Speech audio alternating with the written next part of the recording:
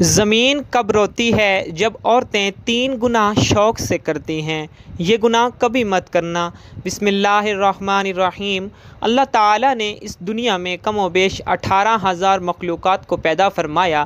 ان 18,000 مخلوقات میں سے انسان کو اشرف المخلوقات میں سے پیدا فرمایا۔ فرشتے بھی اللہ تعالیٰ کی مخلوق ہیں۔ فرشتوں کو اللہ تعالیٰ نے عقل تو دی ہے لیکن نفسانی خواہشات نہیں دی۔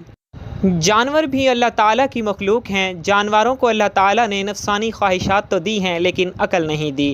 دنیا میں واحد ایک انسان ہے جس کو اللہ تعالیٰ نے نہ صرف نفسانی خواہشات دی ہیں بلکہ عقل سلیم بھی عطا کی ہے۔ عقل سلیم عطا کر کے اللہ تعالیٰ نے انسان کو 2 راستے دے دیے، ایک راستہ شیطان کا، دوسرا راستہ رحمان کا۔ کم و بیش 18,000 مخلوقات اللہ تعالیٰ کے حکم کی پابندی، یہاں تک کہ فرشتے تو اللہ تعالیٰ کے حکم کے بغیر بھی پر بھی نہیں ہلا سکتے۔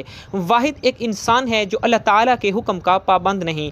اللہ تعالیٰ نے انسان کو حکم کا پابند نہیں رکھا، 2 راستے دے دیے، ایک راستہ جنت کا، دوسرا راستہ جہنم کا، ایک راستہ شیطان کا، دوسرا راستہ رحمان کا۔ اللہ تعالیٰ نے انسان کو جتنی عظمت دی، انسان کو جتنا مقام دیا، کسی بھی مخلوق کو اتنا مقام نہیں دیا۔ حضرت انسان نے اس دنیا میں آ کر جس کو اللہ تعالیٰ نے پسند فرمایا ہے، انسان کو اشرف المخلوقات بنا کر اللہ تعالیٰ نے حضرت کا لقب دیا۔ جس انسان کو اللہ پاک نے حضرت بنایا، اس حضرت نے اس دنیا میں آ کر جو کارنامے سر انجام دیے، کسی مخلوق نے بھی وہ کارنامے سر انجام نہیں دیے۔ اللہ تعالیٰ کی تمام مخلوقات میں سے کسی بھی مخلوق نے زمین کو میلا نہیں کیا۔ واحد ایک انسان ہے جو اللہ کی دھرتی کے اوپر اللہ کی نافرمانیاں کر کر کے، گناہ کر کر کے زمین کو رونے پر مجبور کر دیا، زمین کو اللہ کے آگے فریاد کرنے پہ مجبور کر دیا۔ حضرت لوط علیہ السلام کی قوم کا ایک آدمی جو حضرت لوط علیہ السلام کا فرما بردار تھا، جو عبادت گزار تھا، وہ کہیں لمبے سفر کو جا رہا تھا۔ کڑکتی دھوپ تھی، تپتی ریت تھی، گرمی کا موسم تھا۔ جاتے جاتے راستے میں ایک درخت آیا، وہ مسافر تھوڑی دیر کے لیے درخت کے سائے کے نیچے سو گیا۔ جیسے ہی سویا، خواب کی دنیا میں اس نے دیکھا کہ زمین زاروں قطار رو رہی ہے۔ زمین کو روتے ہوئے اس نے دیکھا، کافی کوشش کی پوچھنے کی کہ آخر اس کس چیز نے تجھے اس قدر رونے پہ مجبور کر دیا۔ زمین نے کہا کہ تو اپنے رہبر سے جا کے پوچھ لینا، مطلب کہ اپنے نبی سے جا کے پوچھ لینا، حضرت لوط علیہ السلام سے جا کے پوچھ لینا کہ میں اتنی زاروں قطار کیوں رو رہی ہوں۔ وہ شخص الٹے پاؤں حضرت لوط علیہ السلام کے پاس گیا، عرض گزار ہوا کہ میں نے خواب میں زمین کو روتے ہوئے دیکھا، زمین کو تڑپتے ہوئے دیکھا، زمین کو اللہ کے آگے فریاد کرتے ہوئے دیکھا۔ میں وجہ پوچھنا چاہتا ہوں کہ آخر زمین کیوں رو رہی تھی۔ یہ سنتے ہی حضرت لوط علیہ السلام کی آنکھیں چھم چھم برسنے لگیں۔ آپ علیہ السلام رو کر کہنے لگے کہ میری قوم کے گناہوں نے اللہ کی پاک زمین کو ناپاک کر دیا، میری قوم کے گناہوں نے اللہ کی زمین کو رونے پر مجبور کر دیا، اللہ کے آگے فریاد کرنے پر مجبور کر دیا۔ میری قوم کا ہر ایک انسان زنا کی دلدل میں پھنسا ہوا ہے، میری قوم کا ہر ایک دکھنے والا شخص زنا جیسے کبیرہ گناہ میں مبتلا ہے۔ جب ایک گناہ کے اوپر دوسرا گناہ، دوسرے گناہ کے اوپر تیسرا گناہ اس دھرتی کے اوپر ہوتا ہے تو زمین رو کر اللہ سے فریاد کرتی ہے اور کہتی ہے کہ اے میرے مالک، تیری مخلوق کو کیا ہو گیا جو حضرت انسان بن کر اس دنیا میں آئی تھی اور کیڑوں سے بھی بدتر نکلی۔ انہوں نے نافرمانیاں کر کے تیری پاک زمین کو میلا کر دیا۔ حضرت شیخ عبد القادر جیلانی رحمہ اللہ علیہ فرماتے ہیں کہ لوگو، کیا تم جانتے ہو زمین کب روتی ہے؟ زمین تب روتی ہے جب تمہارے گھر کی عورتیں 3 گناہ کرتی ہیں۔ تمہارے گھر کی عورتوں کے 3 گناہ زمین کو رونے پہ مجبور کر دیتے ہیں۔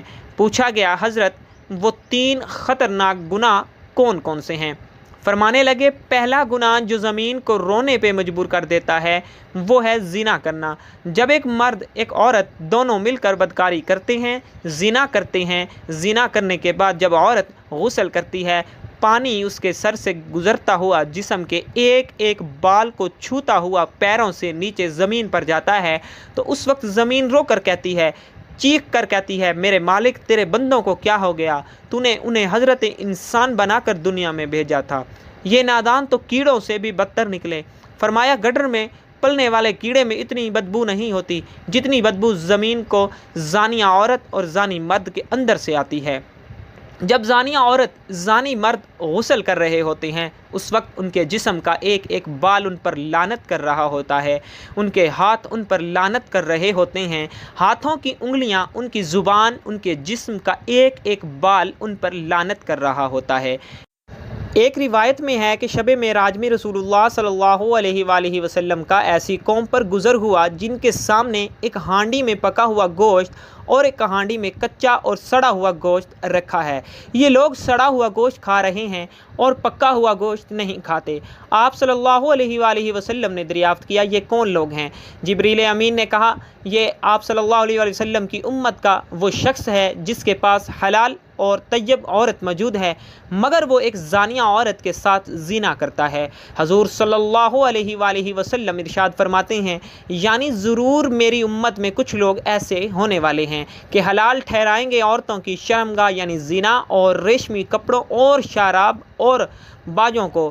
فرمایا عورت کا دوسرا گناہ جو زمین کو رونے پہ مجبور کر دیتا ہے وہ ہے شوہر کی غیر موجودگی میں، شوہر کی اجازت کے بغیر جو عورت گھر سے قدم اٹھا کر باہر رکھتی ہے، وہ قدم جب باہر کی طرف نکلتا ہے اس وقت دھرتی رو کر کہتی ہے، زمین چیخ کر کہتی ہے او نادان عورت کاش کہ تو جان لیتی کہ شوہر کی فرما برداری کا مقام و مرتبہ کیا ہوتا ہے، کاش کہ تو جان لیتی کہ شوہر کی اجازت کے بغیر شوہر کی غیر موجودگی میں گھر سے باہر نکلنے کی سزا کتنی ہے، تو گھر میں مر جاتی مٹ جاتی لیکن شوہر کی اجازت کے بغیر اپنا قدم دروازے سے باہر نہ رکھتی۔